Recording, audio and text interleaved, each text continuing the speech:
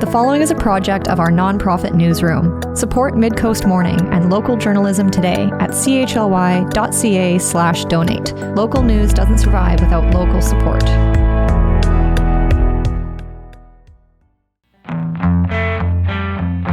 Hello and welcome to Midcoast Morning. I'm Joe Pugh. Richard Johnson says politics needs the public. In the book Democracy's Second Act, Johnson writes that citizens no longer see their governments as competent or effective, while governments increasingly doubt the judgment and abilities of their publics. Johnson and co-author Peter MacLeod call for new institutions to bring ordinary people into the political process in meaningful ways. The Victoria-based author will be at the library in Courtenay this Saturday, speaking on the subject. I reached him to learn more about his vision for the future of democracy. My name is Richard Johnson. I am the co-author of Democracy's Second Act, Why Politics Needs the Public. I work for a great organization called Mass LBP that puts a lot of these practices into the field with everyday Canadians, and I've been inspired by them, and I'm joining you from Victoria. Why Politics Needs the Public. You begin your book by talking about what I'll call the lack of respect that the justice system has for jurors in New York. And you kind of make an analogy about our political systems today. I'm wondering if you could tell me about this idea of the public and our political systems. Sure, of course. I mean, the subtitle, Why Politics Needs the Public, it should be self-evident, right? Of course, politics needs the public, and yet does it really act as though it does? And I think that's a bit of the catalyst for the book and sort of some of the themes that we ended up exploring in it. And I think there's all sorts of ways to start a conversation around what's wrong with democracy. Why does it feel stuck or stalled or broken? And I think one important area is this idea of trust. Certainly over the last 10, 15 years, there's been so much research and words in the media devoted to declining trust, people losing trust in government, people losing trust in the institutions of government, whether that's the free press, whether that's our political parties, whether that's our representatives in parliament, or the system itself and the services that government delivers. And, that's all there in the book as well. But, one of the things that we started thinking about was, trust, they say, is a two-way street. And, we wonder, how much does government actually demonstrate its trust in the people? When you look at some of the ways in which we interact with our governments in everyday lives, do we really feel respected, dignified, invited? Do we feel as citizens as though we're partners with government in any meaningful sense with regards to the policies and laws that shape our lives? And the answer, I think, quite frankly, is no. And I think all that research could point to that. The example of the jury is just a really good one, because the jury of our peers is one of these great institutions that actually predates most of what we think of when we think about democracy, like voting and elections and everything else. And when you look at least in America, which is where our example came from in that opening chapter, the idea is that you're called to this distinguished service as being a juror, and yet everything about the process feels so undignified. And it got us thinking about, if the jury didn't already exist, if the concept of the jury didn't already exist, does anyone think we would invent it today? Does anyone think we would actually trust 12 randomly selected people to decide the outcome of a significant trial? Or would we just farm it out to a consulting firm or a task force of experts to decide this? So that's kind of that ended up being kind of the starting point. It's not so much that we've lost faith in democracy. It feels like democracy's lost faith in us. Democracy has lost faith in us, and you've suggested that you feel like the policies that are coming out aren't the things the public necessarily, they're not coming out because the public is clamoring for them, you've suggested. Where are they coming from then? Well, I mean, it's fair to probably for anyone to ask, okay, wait, this guy's written a book about democracy's second act, and what's the first act? And, I think we look at some of the ways in which, our representatives, our governments try to understand what the people who vote them into office actually want or need in life. And we have a lot of these, old ancient traditions from political polling to kind of rowdy and raucous town hall meetings. Um, and other things like that. And of course, other constraints on the process of engaging citizens. Um, I think that's the part of democracy that feels really stalled. And I started out, in this world kind of as a journalist covering, press conferences and city hall, town hall meetings, things like that. And you see a lot of the same things happening. You see the loudest, angriest voices being amplified. You see often governments, representatives, public servants coming very well meaning, but kind of already with a plan in mind of what they're going to do anyway. And is there any sense that citizens are meaningful partners in the policies that shape their lives? Now, contrast that with the work that, I've been doing and my co-author Peter, we've been doing for the last 10, 20 years or more. Our organization, Mass LBP, which has been around for about 2 decades, is mostly dedicated to designing and facilitating things called citizens assemblies, reference panels, and similar type processes that involve randomly selected, demographically representative, small publics of the greater public who are brought together, have a very particular mandate or issue or challenge or problem that they're asked to solve or at least provide public judgment on to government and actually be able to represent what the public actually wants and needs from good policy making and so forth. And I mean, this has been such a privilege. It's been the great privilege of my life to be in the room for a decade or more with, over the course of that time, thousands of Canadians who are not the kind of polarized and uninformed and disinterested and apathetic public that I think, the myth sort of says that is out there. But instead, they're actually just people from their communities who, when they're given the time, the space to find common ground, to find out what values they have in common, to learn about an issue together, to deliberate, to weigh the trade-offs of, pros and cons of policy decisions, much like a jury would weigh, the trade-offs. And ultimately come to a series of, maybe consensus recommendations that move us from being stuck to being unstuck when it comes to policy and other things in our democracy.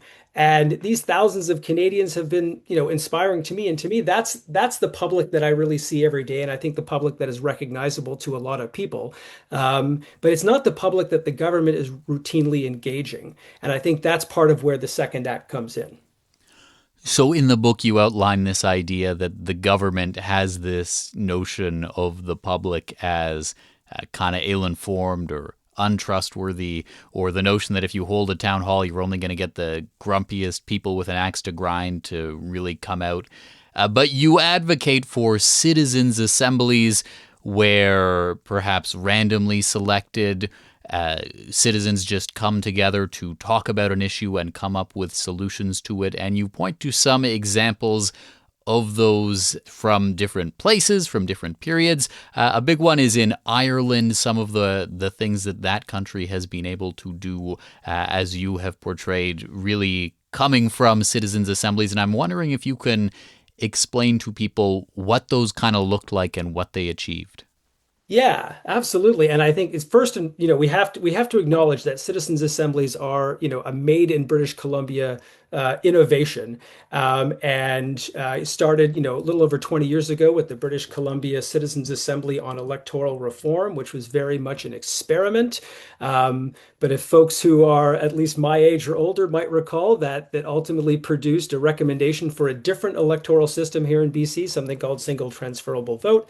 It went to the whole province in a referendum in the 2005 election, and ultimately, did not meet the 60% threshold set by the Liberal government to come into effect, but in all other ways was quite a successful demonstration of public judgment and this idea that no matter who we are, where we come from, we all can gather around a shared purpose and demonstrate that we can become informed and engaged and productive all together as a public. Now, since that time, citizens' assemblies then spun around the world. As I said, there's been more than 50 in Canada. There's been more than 1,000 around the world, many of them in Europe. And, Ireland is sometimes held up as one of the great examples. Ireland over the last 10 years has held a series of citizens' assemblies on constitutional level issues that actually have involved proposing to change the Constitution or change major laws on policies that have been stuck, and that two of the most famous ones were marriage equality and abortion rights. And in each of these instances, the assemblies spent months sometimes deliberating and hearing evidence and hearing input from experts and citizen groups and stakeholder groups and, reading reports and all the things that we think people normally don't have enough time to do. But again, give them a mandate, give them time, give them the dignity and so forth to actually do this work. And they're more than capable of doing so and representing kind of that will and desire of the public. And in each case in Ireland, as often happens, sometimes the results of the assembly, the recommendations of the assembly are often put to the wider public in a referendum. And that's what happened in Ireland. And on some of these issues that felt really polarized and really stuck in Ireland, like marriage equality and abortion rights, turns out people weren't so polarized. And people were willing to engage in good debate and dialogue with their neighbors and people with whom they might not often disagree. And ultimately, in the case of Ireland on those two issues, despite polling that had years earlier showed people largely in opposition to them, they both ended up passing the referendum. So those are some of the results. And again, there's more I could talk about. But a citizens' assembly, it's important to understand too that it is ultimately a body of randomly selected people. Here in Canada, we often do it by simply inviting. We'll send out 10,000 invitations to the public, randomly selected. From those, we get several hundred people saying, "Sure, I'm willing to give you 4 or 5 or 8 weekends, Saturdays of my life, or maybe some evenings to spend the time to do this." Obviously, not everyone can say yes at any given moment.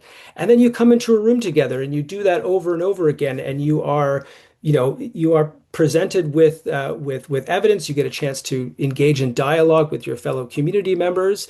So much of a citizens' assembly is predicated on this idea that citizens and experts, ordinary average people, and the people who spend their lives studying things can engage in dialogue together and become informed together about what people really want and need. And ultimately through that process, and again, it involves hard trade-offs, and involves a lot of, learning, it involves some frustration, and ultimately finding consensus, which is not so easy. Although I feel in Canada, we are quite capable of that.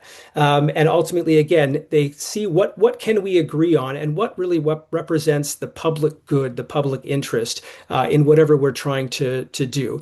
And that's really the magic of all of this. And again, when I say I'm hopeful about people in the public and democracy, it comes from a decade or more of doing just that.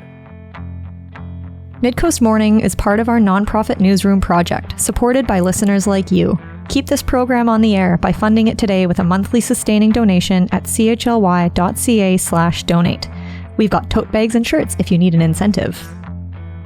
In the book Democracy's Second Act, Richard Johnson argues that governments don't trust the public and that the public is feeling increasingly alienated by governments.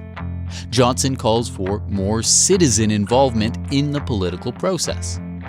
In his book, he shares examples of citizens' assemblies, groups of randomly selected, ordinary people who have been brought together in different societies to try and draft policy recommendations on pressing issues.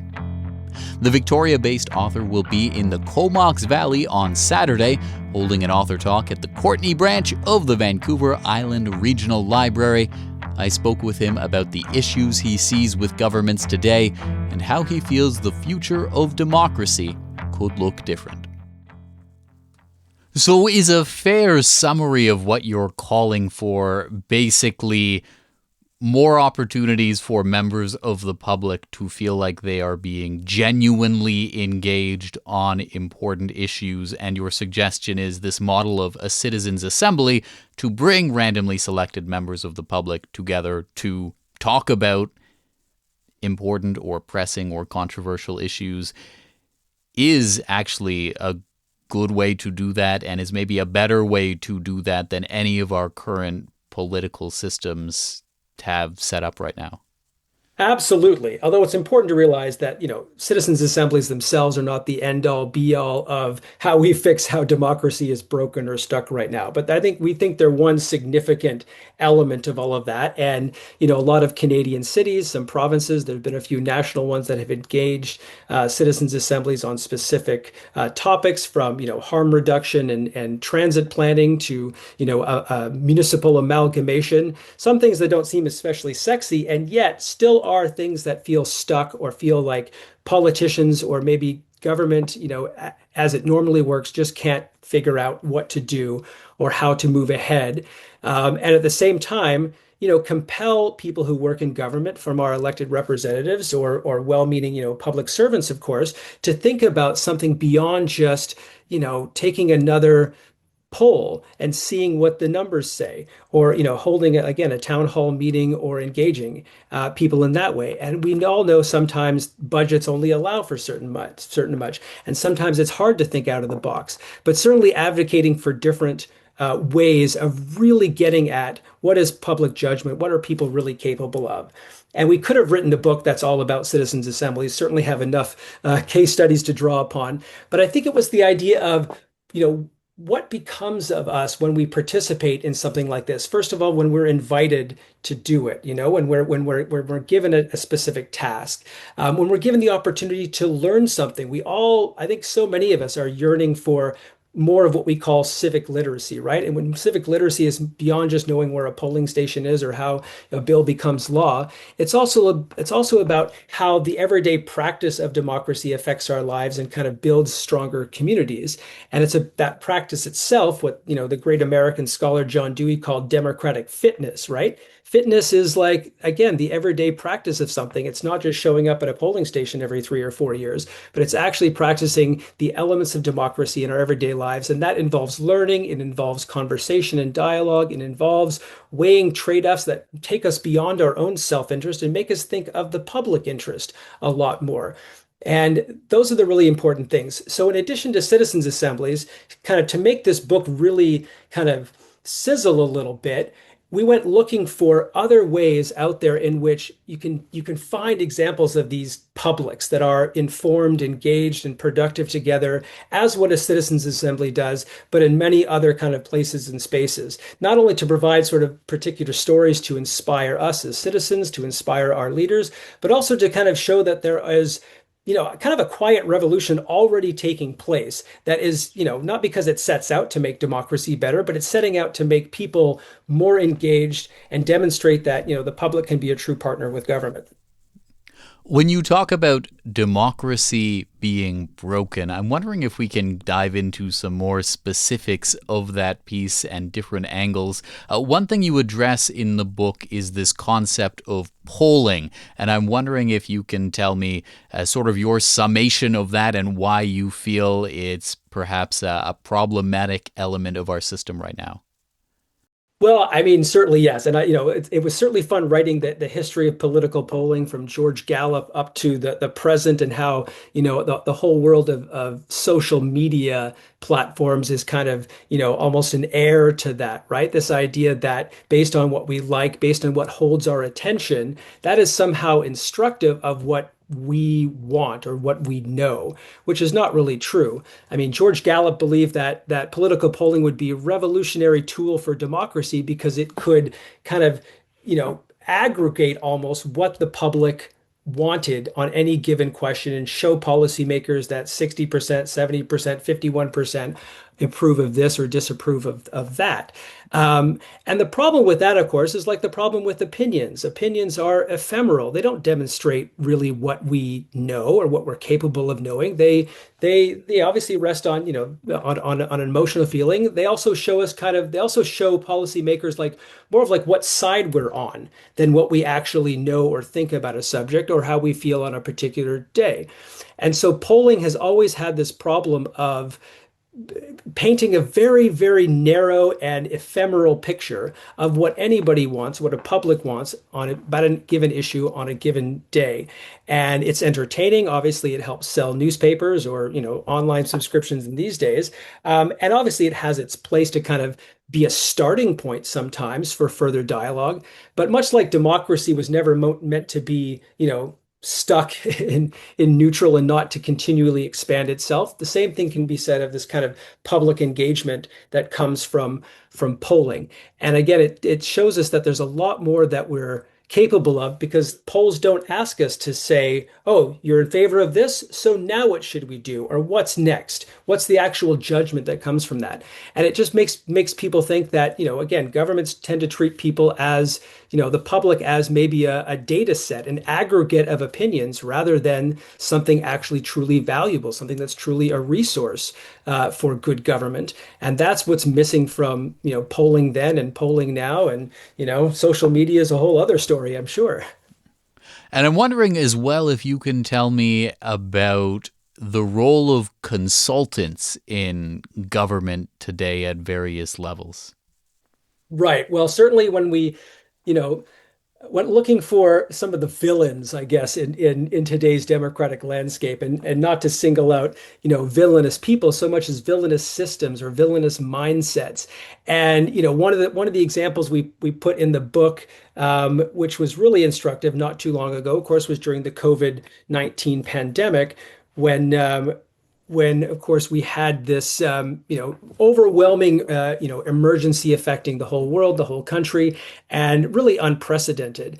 And if ever there was a time to rally the resource of the public, especially around this example that we say in the book around contact tracing, which is essentially something that we need, and we have to rely on our communities, on our people, on trust more than anything in order to have, in that case, effective contact tracing, to know where people had been, to know who might be infected, and to understand how the epidemic, the pandemic, is spreading. And regardless of how you feel about any of those pandemic measures, which aren't so old right now, nevertheless, I think we can all agree that what we were generally told by government at the time of the pandemic was just stay home, stay isolated, sit on your couch. We've got this. And as well-meaning as that was, did they actually got this? No.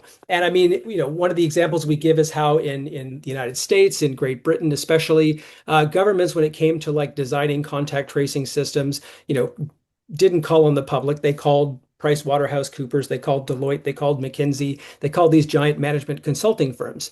And this is kind of a microcosm of government writ large right now, because what we're talking about is from where does our government, from where do our democracies get the expertise they need in order to make good decisions? In this case, they go to these elite management consulting institutions to generate, reports on this or policy prescriptions on that, to design contact tracing.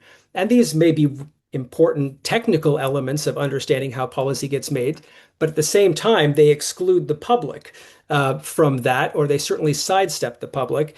And at the very least, there's a role for the public to be played alongside that, or in some cases, we should probably be relying less on multi-million-dollar contracts given to management consulting firms to answer the question of what does the public want, instead of, asking the public itself.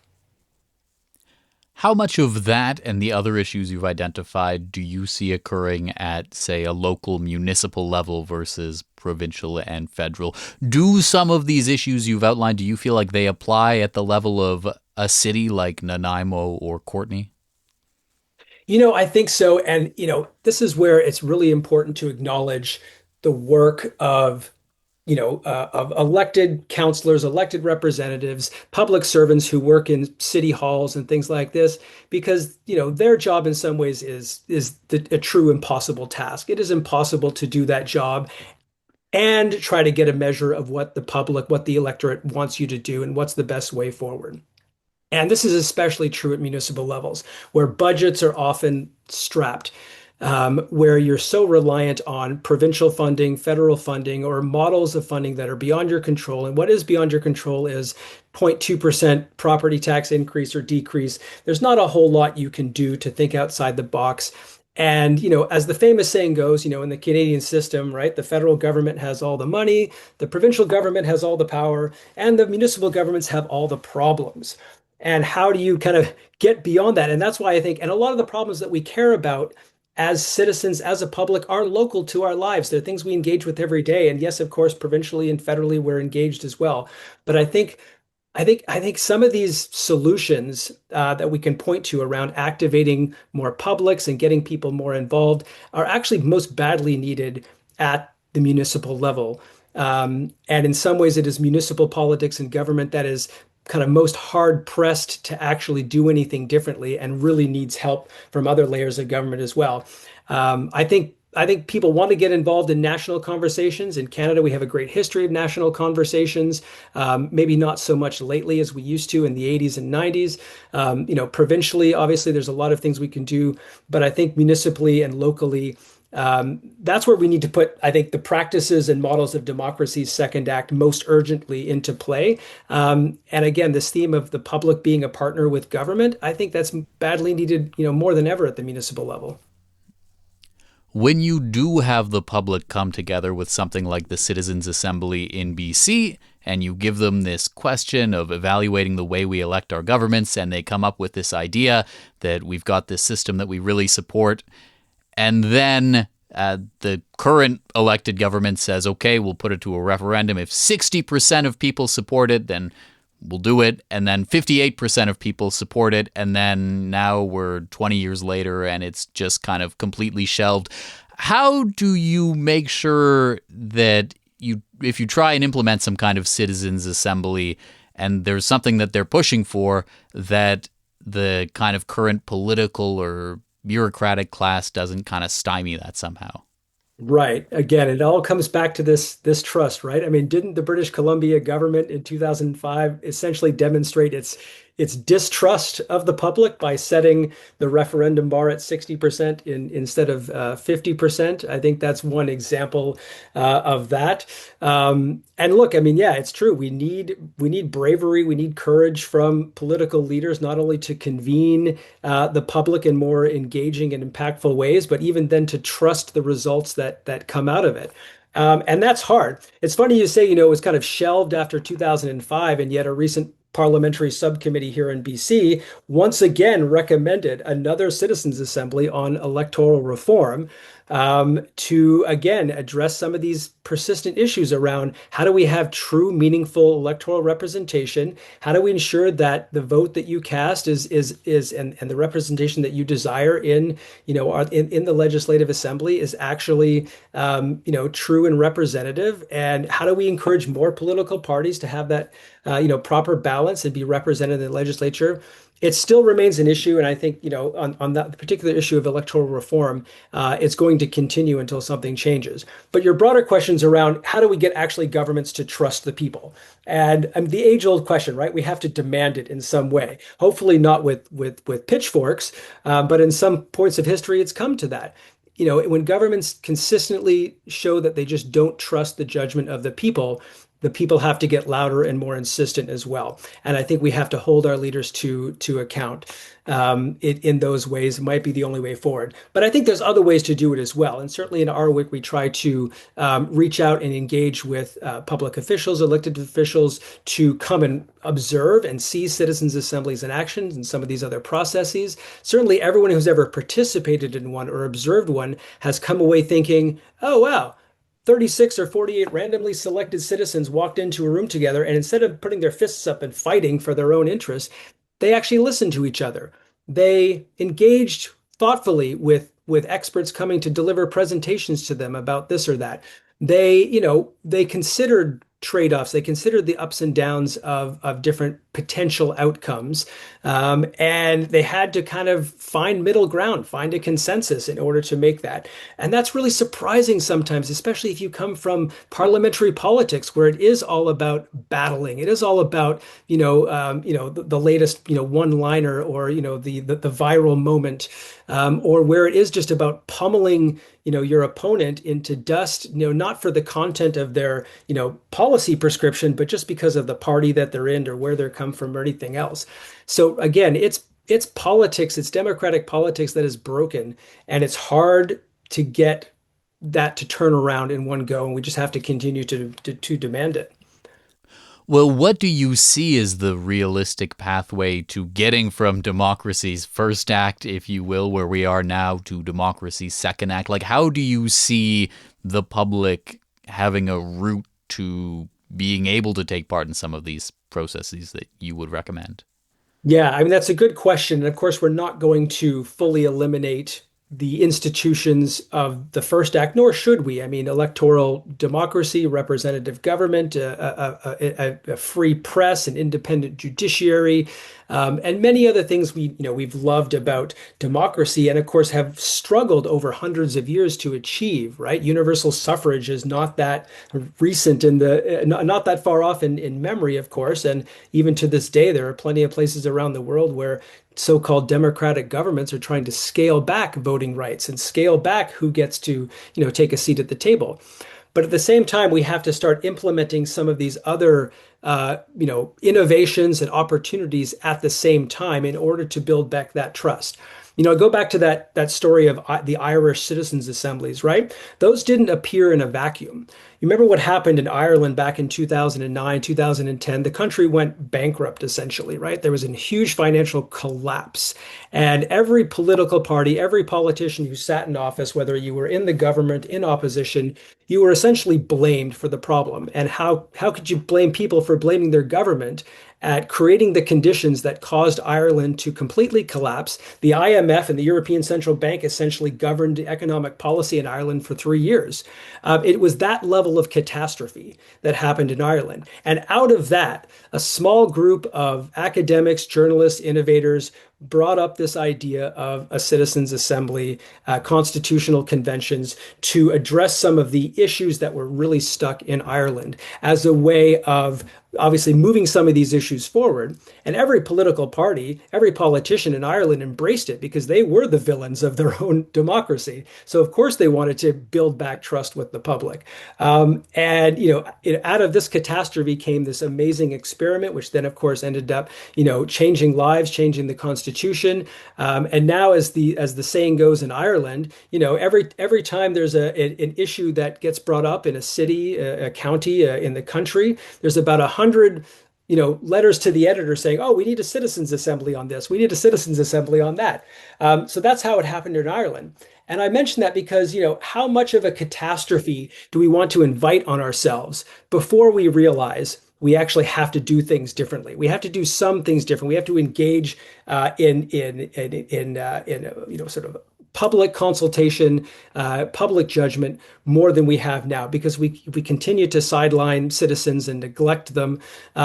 It's only going to get worse. And when things actually are at a crisis point, who are we going to call? Are we going to have the money to call McKinsey and other management consulting firms? Are we going to have even a capable public to call upon by then? So the point is, we can't let things get to their absolute lowest of the low before we act. We have to act more urgently than that. One common thread or theme that kept recurring throughout the book was the climate emergency and cases where perhaps citizens' assemblies had been convoked to address that, or just that as a problem that seems like our current systems are incapable of addressing on their own. I'm wondering if you can speak to that and what you view as its kind of role in this vision of democracy's second act, or of bringing the public back into public governance.